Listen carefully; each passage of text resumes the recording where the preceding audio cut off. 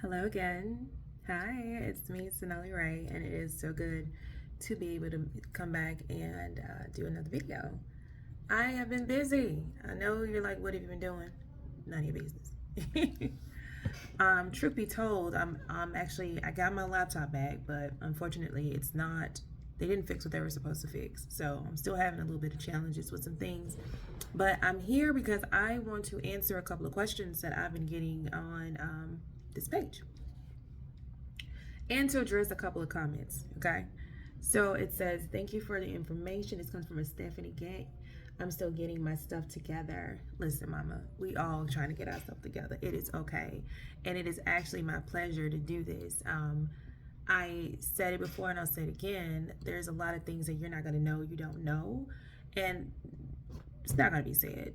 Some of it willful neglect, and then other is just, it falls by the wayside due to turnover. So I have made it my personal mission to make sure that you guys know what you're getting into authentically, because they're gonna miss some stuff. Also, just so you can know what questions to ask in Neo, because again, I went in, and there's a lot that I didn't know, and there's a lot of things that have changed in the regime since I got in 10 years ago. All right. Someone asked, do you have to be vaccinated to work for MSC? You haven't been watching my previous videos. Yes, you do. There's a mandate passed down sometime last year, or I think it went in effect earlier this year, that says we all have to be vaccinated. So yes, you do. There's no way around that that I know of. There's some people that work shoreside that was able to get religious exemptions, but I don't know how to do that, to be honest. I have no idea. So there's someone named Shania. Listen, I'm going to butcher your names. I apologize in advance. I will make up a name and believe it. So please don't hold that against my heart. It's not on purpose. Hello, I'm new to your channel. I have a question. Is it mandatory to stay at the contract hotel, or can you stay anywhere you like, even if you pay for your hotel out of your own pocket? So here's the thing. That's a really good question. MSC affords you certain allotments, especially if you're not a resident of the place that you're trying to stay, meaning if you're not a resident of the West Coast, specifically San Diego, or a resident of Virginia, specifically Norfolk. But there are some ins and outs with that too, because it's mileage and all that stuff. But I think they passed a law that said that if you live in Virginia, period, you're not entitled to what's considered S&Q. And I have previous videos about that, because I'm neither a California native or a Virginia native. So in theory, you can, because you can stay with people, but you're not entitled to anything outside of your base pay. And your base pay in the pool is not going to be a lot of money, especially if you come in entry level. So it's something to keep in mind. I imagine they'll let you do it as long as you meet your obligations, meaning if you're in Neo, you make it to Neo on time. I have not heard of anyone doing that though. But there's it's not to say that you can't. I would probably suggest that the first day you probably stay in this hellhole, and when you get to Neo, if that's your path, to get more clarity from them. But usually they're just going to tell you to stay in this hotel. But I don't see anything wrong with it, because we can stay with friends and family. The SIVMARs, again, you would probably be new to this regime, so I don't know if that's something that's palatable for you or acceptable, honestly. Rosalinda, I don't know if you actually made it to Neo. According to some of your comments, you're going to Neo. And I think you found me on another social media platform. I like that. So for you, I wanted to extend something to you that I don't just extend. And this is pure randomness. But I like the fact that you you pay attention. And for people like that, I definitely don't mind helping. So if you contact me via the email, and you can tell me where else you follow me on to verify just that it's you, we can do a session where I'll answer your questions.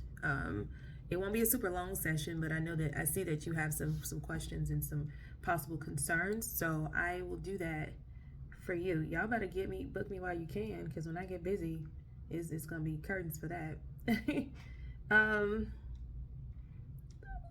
Yeah, I see a couple of other comments about some things. Now, just to be clear, there are some things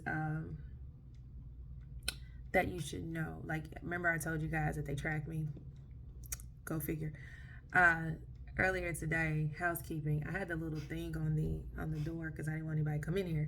But that lady was persistent, and I can hear her rattling at the door trying to come in. Now I have a do not disturb sign on my door. I don't know if she knows what do not disturb means. So I took the latch off the door because I wanted to see if she was gonna be bold enough to come in. She was bold enough to come in. So she met me. She saw me at the door like, "Oh, I'm sorry. Do you need service?" I have a do not disturb sign on the door. What does that mean to you? I didn't say that to her, but I told her no. In the past, and I'm not saying that it's here, but I'm not going to not say that it's here. There have been some situations in certain hotels, both this side and the West Coast, where people know where you work, and they feel like they're entitled to whatever it is that you have, especially when they think you're not in your room. So there is that. So I don't know if they thought I wasn't in here. Surprise! I'm in here.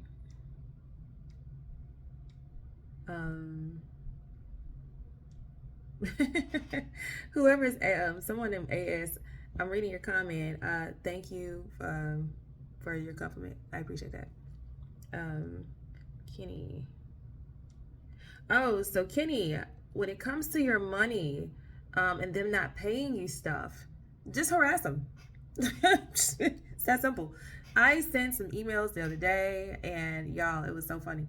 Because they still haven't paid me my S&Q money that they forced me to move into this hotel to get.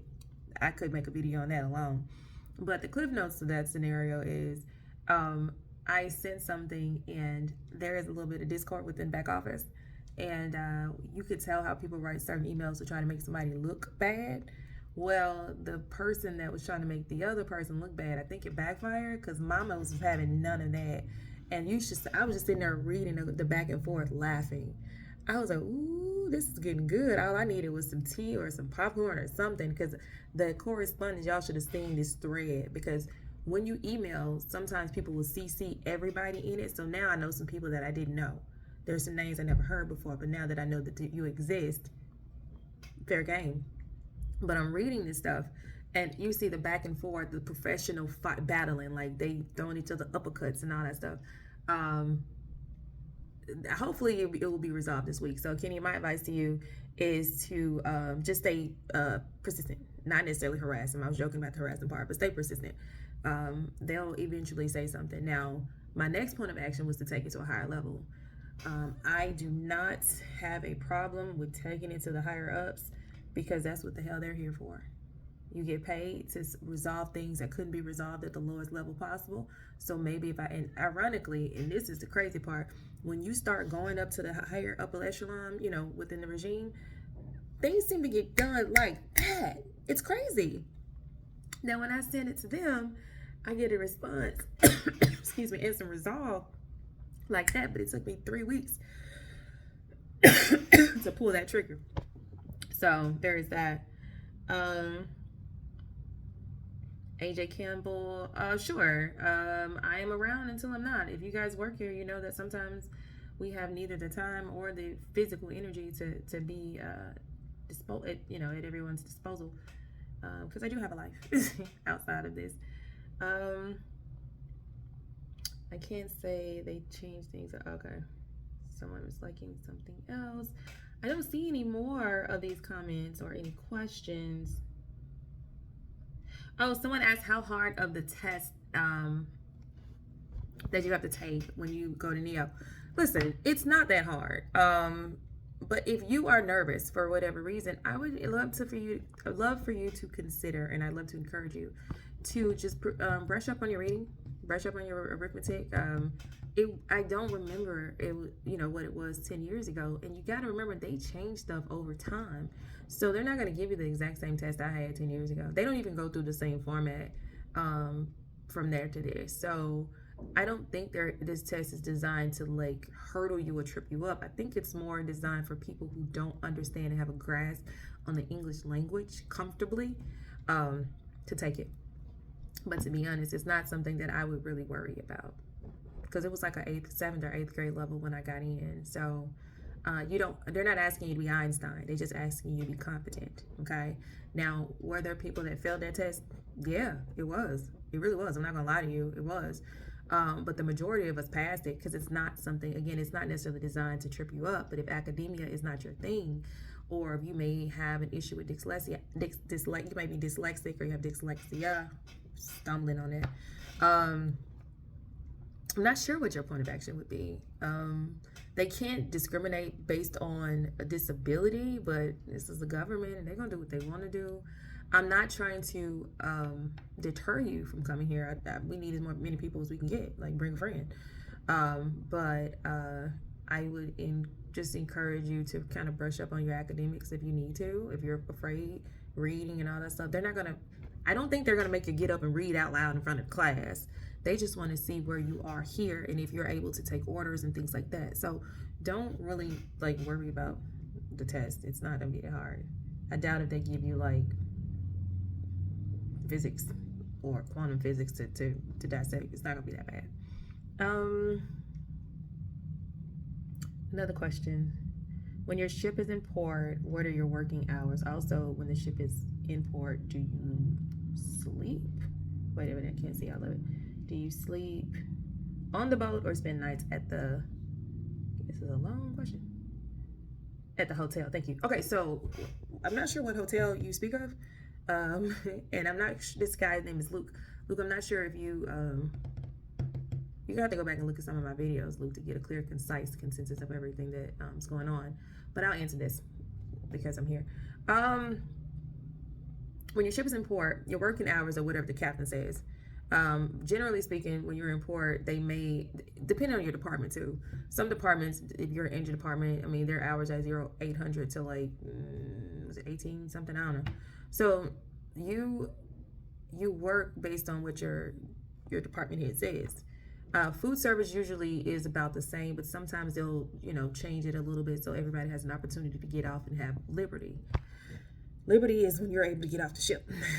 There are instances, especially with the COVID outbreak, that nobody was granted liberty, which is a whole nother can of worms.